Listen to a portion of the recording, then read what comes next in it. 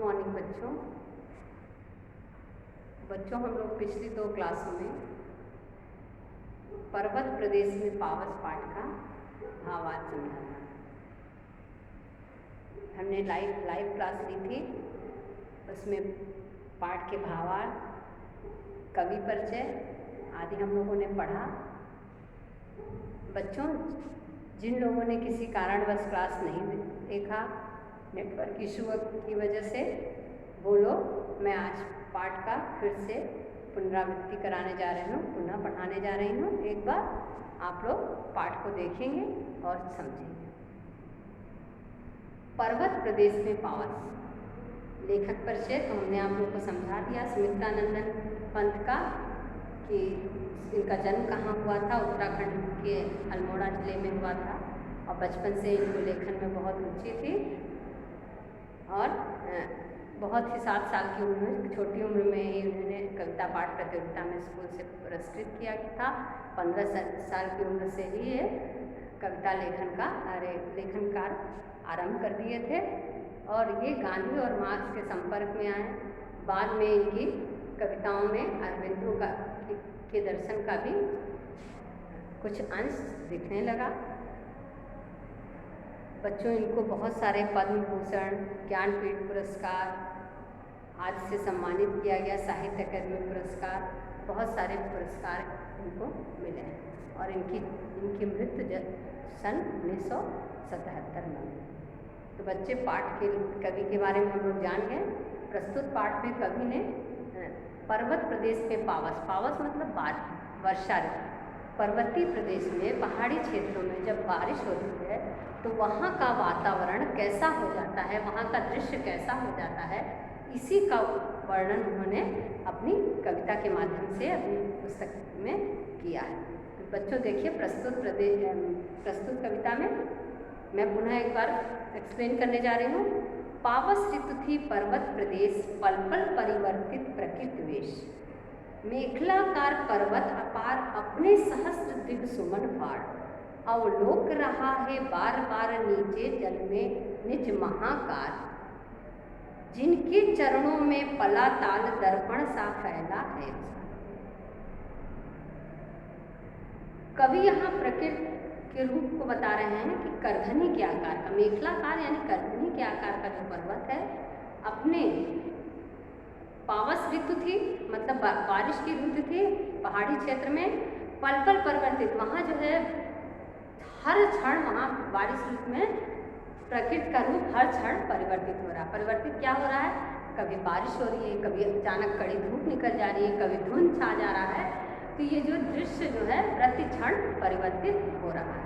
ठीक, फिर देखिए क्या बता रहे, मेखलाकार पर्वत अपार अपने सहस्त्र सुमन फाड़, अवलोक रहा है बार बार नीचे जल में निज महाकार। कह रहे हैं कि मेखलाकार जो पर्वत है यानी करधनी के आकार का, यहाँ कभी वर्षा ऋतु में जो पर्वत प्रदेश में का वर्णन जो कर रहे हैं, वो कह रहे हैं कि जो मेखलाकार यानी पर्वत करधनी के आकार का जो है विशाल पर्वत है, वो वर्षा ऋतु में अपने हजारों पुष्प रूपी, अपने सहस्त्र दृग, सहस्र मतलब हजारों, दृग मतलब आँख, सुमन मतलब पुष्प, हजारों पुष्प रूपी आँख फाड़े हुए क्या देख रहा है? अपने विशाल आकार को देख रहा है। अवलोक रहा, अवलोकन करना यानी देखना, अवलोक रहा है क्या? निज नीचे जल में निज महाकार, नीचे जल में पर्वत पहाड़ी के नीचे जो पानी है उसमें अपने महान आकार को देख रहा है कि पानी में जो उसकी नीचे जल में देख रहा है, अर्थात रंग पर्वत पे जो ढाल पर रंग बिरंगे फूल खिले हैं, वो अपनी छवि जो है परछाई नीचे ताल में देख रहा है। नेक्स्ट देखिए, जिनके चरणों में पला ताल दर्पण सा फैला है विशाल, और आईने जैसे ताल क्या है? नीचे फैले हुए हैं। जो ताल है वो दर्पण जैसा फैला हुआ है, क्योंकि पानी जो है उसमें अगर हम चाहें तो अपना चेहरा भी देख सकते हैं, तो वो दर्पण जैसा प्रतीत हो रहा है। क्या चीज़? वो जो ताल का पानी है वो ऐसा प्रतीत हो रहा है जैसे कि दर्पण है। ठीक, दर्पण जैसा प्रतीत हो रहा है। दर्पण सा फैला है विशाल। तो देखिए दर्पण की यहाँ उपमा दी है। मैंने पूछा था आप लोगों से क्लास में कि दर्पण का किसकी उपमा दी गई है, तो यहाँ पर दर्पण की वजह है। तो जो पानी बरस रहा है झरना से, जो झर रहा है पहाड़ी पर से, वो नीचे इकट्ठा है और इतना विशाल लग रहा है, इतना विशाल जो है वो दर्पण है, ऐसा प्रतीत हो रहा है। ठीक, फिर देखिए, गिर का गौरव गाक कर झरझर, मद में नस नस उत्तेजित कर, मोती की लड़ियों से सुंदर, झरते हैं झाग भरे निर्झर। गौरव गाकर झरझर झर, गिर का गौरव गाकर, मद में नस नस उत्तेजित कर, मोती की लड़ियों से सुंदर। किसकी? मोती की लड़ियों की उपमा दी है। यहाँ पर देखिए ऊपर दर्पण के नीचे क्या मोती की लड़ियों की उपमा दी है। कह रहे हैं गिरी का गौरव गाकर झरझर, मतलब ऐसा प्रतीत हो रहा है, यहाँ पर क्या प्रतीत हो रहा है कि जैसे कि क्या, यहाँ कवि कह रहे हैं कि झरझर झरझर जो पर्वत पर से पहाड़ी पर से पानी गिर रहा है, झरनों का जो संगीत सुनाई दे रहा है उसको गिरने का, तो वो क्या ऐसा प्रतीत हो रहा है कि जैसे वो पर्वत की गाथा को गा रहे हैं, गुणगान कर रहे हैं और रग रग को अपने स्वर में मद में उत्तेजित कर रहे हैं। पर्वत का गुणगान कर रहे हैं और रग रग से उत्तेजित कर रहे हैं। मतलब जब वो जो झरझर झरझर झरता है पानी, उसकी आवाज़ सुनकर व्यक्ति का एक एक नस जो है उत्तेजित हो जाता है, यानी उसको सुनने के बाद जो है लोग स्वर के मद में उत्तेजित हो जाते हैं। नेक्स्ट है, मोती की लड़ियों से सुंदर झरते हैं झाग भरे। मोती सी लड़ियों से सुंदर, फिर क्या कहते हैं यहाँ पर कि ऐसा प्रतीत होता है जैसे मोती की मालाओं जैसे सुंदर झरने झरने, जब झरने का पानी गिरता है तो ऐसा लगता है जैसे मोती की माला से जैसे सुंदर झाग भरे जल के साथ झर रहे हैं। मोती की माला जैसे लग रहा है कि गिर रही है, ऐसे झाग प्रतीत हो रहे हैं। और गिरिवर के उर से उठ उठकर उच्च आकांक्षाओं से तरवर है, झांक रहे नीरव नभ पर, अनिमेष अटल कुछ चिंता पर।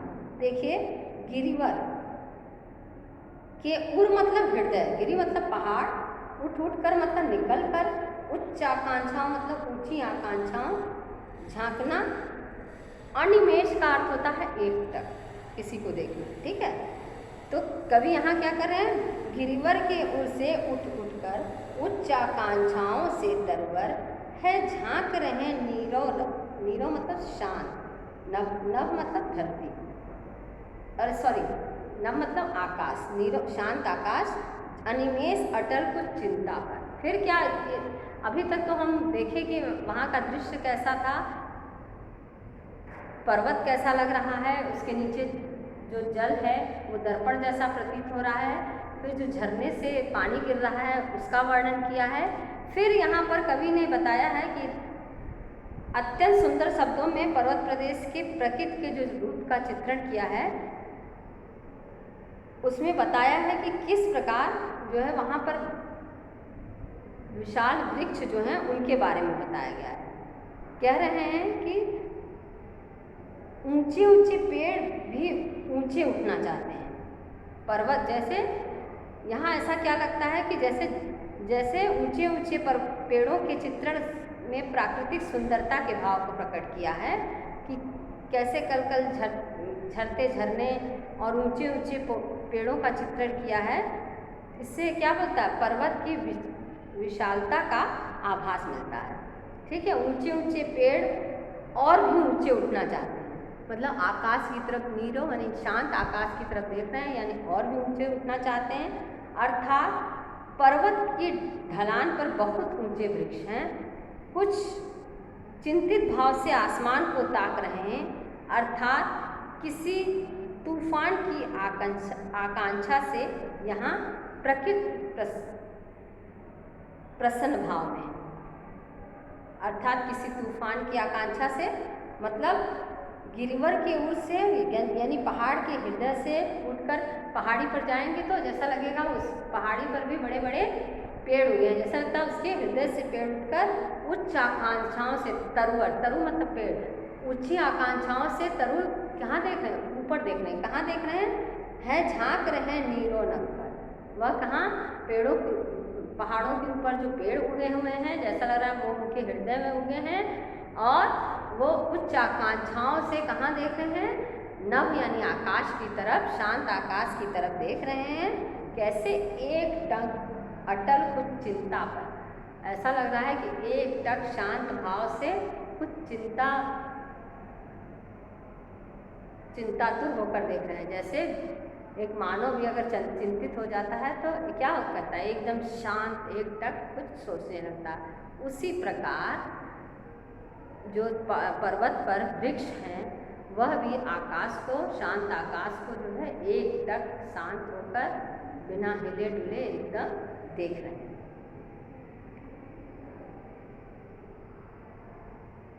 क्लियर हुआ? मानवीकरण जो वृक्षों का द्वारा आकाश में झांकना क्या है, यह चिंता करना मानवीकरण अलंकार है।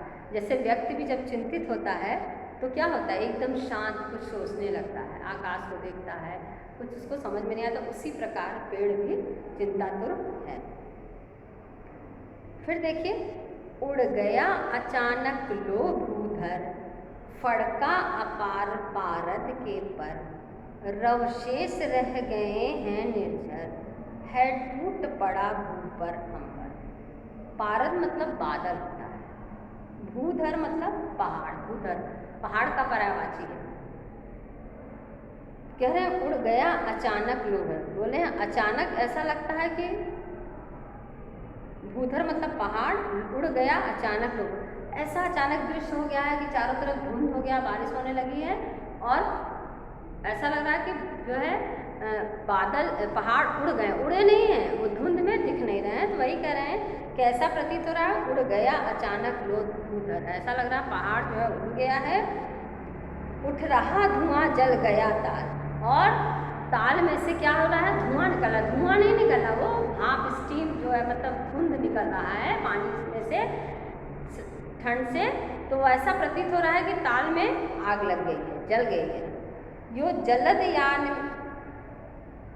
उड़ गया अचानक लो भूधर, फड़का अपार के पारद के पर, फड़का अपार के पारद, ऐसा लग रहा है कि पारद यानी बादल के पर मतलब पहाड़ के उड़ गया है, किससे, अचानक से भारी वर्षा होने लगी है। केवल झरनों के ही स्वर रह गए हैं, धरती पर आकाश टूट पड़ा है। रवशेष रह गए हैं निर्झर, केवल झरने की, केवल शेष रह गया है, क्या, झरना दिखाई दे रहा है, और है टूट पड़ा भू पर अंबर, और ऐसा लग रहा है कि धरती पर आकाश आ गया हो, मतलब इतना उड़ गया अचानक भूधर, इतना अचानक से बारिश होने लगी है कि सारा लग रहा है कि पहाड़ जो है भूधर छुप गया, उड़ गया मतलब वो छुप गया, दिखाई नहीं दे रहा है। फड़का अपार पारद के पर, तो पारद के पर मतलब बादलों के कारण, बारिश आ गई है, और बारिश बरसने से रवशेष रह गए हैं निर्झर, और केवल क्या शेष रह गया है कि निर्झर यानी झरना, पानी ही केवल उसका शेष रह गया है, झरना ही केवल शेष रह गया है टूट पड़ा भू पर अंबर। ऐसा लग रहा है कि जैसे कि धरती पर क्या हो गया है, अंबर आ गया है। धस गए धरा में सभय शाल, उठ रहा धुआं जल गया ताल। और ऊपर समझ में आ गया कि बादलों को पंख में बैठाकर ऐसा लग रहा है क्या हो गया, पर्वत उड़ गया है, पहाड़ उड़ गया है, और केवल झरनों के स्वर ही रह गए। बादल के आ जाने से बारिश होने लगी है, केवल जो शेष रह गए निर्झर यानी केवल से झरनों के स्वर रह गए हैं। है टूट पड़ा भू पर अंबर, और ऐसा लग रहा है कि धरती पर क्या हो गया, आकाश टूट पड़ गया है। धस गए, देखिए नेक्स्ट देखिए, धस गए धरा के सभय साल, उठ रहा धुआं जल गया ताल। यो जलद यान में विचर विचर था, इंद्र खेलता इंद्रजाल। यहाँ कभी बादलों के आने और पर्वत को ढक लेने से को बताएं, क्या बादल आया पर्वत ढक लिया था, इसका चित्रण किया है। फिर कह रहे हैं कि धस गए धरा में सभे ताल। ऐसा प्रतीत हो रहा है कि सभी जो साल के वृक्ष हैं, सभे शाल, शाल मतलब शाल का एक वृक्ष होता है, सभी शाल के वृक्ष जो है कहाँ धस गए, जमीन में धस गए हैं, और उठ रहा धुआं जल गया ताल। और ऐसा प्रतीत हो रहा है शाल के वृक्ष जमीन में धस नहीं गए हैं, वो ऐसा दृश्य बता रहा है कि बारिश और धुंध पूरा चारों तरफ हो गया, सब छुप गया है। तो बादल उड़ गया है, बादल लेके पर्वत को पहाड़ को उड़ गया है, और ताल के वृक्ष ऐसा लग रहा है कि जो है ताल के वृक्ष जो है डरकर जमीन में धंस गए हैं। उठ रहा धुआं जल गया ताल, और धुआं ताल से धुआं उड़ रहा है, धुंध निकल रही है, भाप ऐसा प्रतीत हो रहा है कि जैसे ताल में आग लग गई हो, या ताल में धुआं उठने से इस तरह लग रहा है जैसे ताल में आग लग गई हो, ताल जल रहा हो। यो जलद यान में विचर विचर था इंद्र खेलता इंद्रजाल। अब ऐसा प्रतीत हो रहा है बादलों, वहाँ पे देख ये दृश्य जो है प्राकृतिक दृश्य देखकर कवि कह रहे हैं कि ऐसा प्रतीत हो रहा है कि जैसे बादल रूपी विमान, जलद मतलब बादल होता है, देखिए जैसे लग रहा है कि बादल, जलद यानी बादल रूपी विमान में, बादल रूपी विमान में बैठकर कौन विचर विचर था इंद्र खेलता इंद्र, बादल रूपी विमान में बैठकर इंद्र जो है इधर उधर क्या कर रहे हैं, घूम रहा है, और अपना जादू, इंद्रजाल मतलब जादू को दिखा रहा है। ऐसा प्रतीत हो रहा है कि जलद यान में यानी बादल रूपी यान में बैठकर, विमान में बैठ कर के इंद्र भगवान जो है इधर उधर घूम रहे हैं और अपने जादूगरी को दिखा रहे हैं, यानी अपने जादू को दिखा रहे हैं। तो क्या हुआ इसका अर्थ कि बादलों के आ जाने से पर्वत ढक गया है, यानी ऐसा लग रहा है कि पर्वत गायब हो गया, उड़ गया, ढक गया चारों तरफ। वह बादलों को ऐसा प्रतीत हो रहा है जैसे बादल आए बारिश के साथ और पर्वत को उड़ा लेंगे, और बादल के ढका होने के कारण झरने भी जो है बंद हो गए हैं, क्योंकि चारों तरफ बादल से जब ढक गया है तो झरने की भी आवाज़ नहीं दिखाई दे रही, और अब केवल झरझर की आवाज़ जो शेष रह गए, निर्झर मतलब केवल उसकी आवाज़ ही शेष रह गई है। और लगता है कि धरती पर क्या है, आकाश टूट पड़ा हो। बादल के आ जाने से सभी शाल के वृक्ष जो है ऐसा लग गया है जैसे मानो डर कर धरती में धंस गए हों, और बादलों द्वारा ताल को शाल के वृक्ष को ढक लेने का वर्णन किया गया है कि बादल जो है आए हैं और शाल डर के उसमें ढक गए हैं, और ताल में से भी धुआं निकल रहा है, ऐसा जैसा लग रहा है कि उसमें आग लग गई हो, आग लग गई है और धुआं उठ रहा हो, ऐसा प्रतीत हो रहा है, क्योंकि बादल जो है सब ताल को भी ढक लिए हैं। अब बादलों की इस अनोखे खेल को ऐसा प्रतीत हो रहा है कि इंद्र जो है अपने बादल रूपी विमान में बैठ करके और क्या कर रहे हैं, अपनी जादूगरी दिखा रहे हैं, अपने जादू को दिखा रहे हैं, इंद्रजाल से चारों तरफ फैला रहे हैं, आकाश में घूम घूम कर इंद्रजाल खेल रहे हैं, अर्थात जल बरसा रहे हैं। इंद्र भगवान जल बरसा रहे हैं, जादूगरी से खेल रहे हैं। बच्चों, हम लोग पर्वत प्रदेश में पावस का भावार्थ पढ़ लिए। आप पाठ के भावार्थ को अच्छे से समझेंगे, लेखक परिचय इसका लर्न करेंगे, और अगली क्लास में हम लोग अभ्यास के प्रश्नों को करेंगे। अगर किसी के पास कोई डाउट होगा तो हम लोग मंडे की क्लास में पूछेंगे, आप लोग, मैं बताऊंगी। धन्यवाद।